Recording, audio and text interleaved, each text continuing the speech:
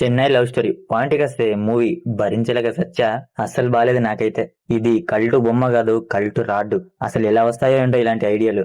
Really మూవీని చూడలేక సచ్చా. Almost 3 hours torture అంటే ఏంటో చూపించింది. ఆ రైటింగ్ ఏంటో, ఆ లవ్ స్టోరీ ఏంటో, ఆ డైలాగ్స్ ఏంటో, అబ్బో మామూలుగా లేదు. మేకర్స్ అనుకున్నారేమో అబ్బా పిండేసాం ఆడియన్స్ ని ఎమోషనల్ గా అనుకున్నారేమో. కానీ వాళ్ళకి తెలియని విషయం ఏంటంటే ఆడియన్స్ ని థియేటర్ లో పండబెట్టేశారని తెలుసుకోలేకపోయారు. ఆ కన్వర్జేషన్స్ ఏంటి, ఆ లవ్ స్టోరీ ఏంటి, ఆ డైలాగ్స్ ఏంటి, అసలు ఇంత ఆర్టిఫిషియల్ గా ఇలా రాశారు తీసారనిపించింది. ఒక విధంగా చెప్పాలంటే స్టార్ట్ అవడం బాగానే స్టార్ట్ అయింది. బట్ వెళ్లే కొద్ది ఏంటండి బాబు అలా తీసుకెళ్లారు మూవీని. సెకండ్ హాఫ్ అయితే మటుకు మామూలుగా లేదు, టార్చరే.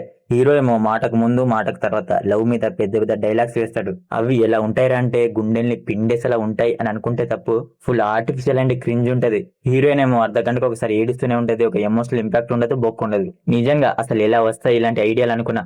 అయినా ఇందులో ఎమోషన్ ఎక్కడుందండి బాబు, ఓవర్ యాక్షన్ తప్పితే. స్టీఫెన్ శంకర్ స్టార్టింగ్ లో ఇతని క్యారెక్టర్ బానే అనిపించింది. అంటే aspiring film maker, struggling, cinema మీద అతనికి ఉన్న పిచ్చి, ఇవి ఒక విధంగా బానే ఎక్కాయి. బట్ వెళ్లే కొద్ది బొక్కల రైటింగ్ అనిపించింది. సినిమాలో ఒక డైలాగ్ ఉంది, అదేంటంటే ప్రతి ప్రేమ కథ ఇలాగే ఉంటే చరిత్రకు కూడా నచ్చదంట. మరి ఇలాగుంటే ఎవరికి నచ్చదు?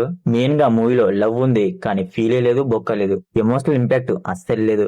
ఎమోషన్ లేదా, అసలు హార్ట్ ఉందారని నీకు అనుకుంటారేమో మీరు.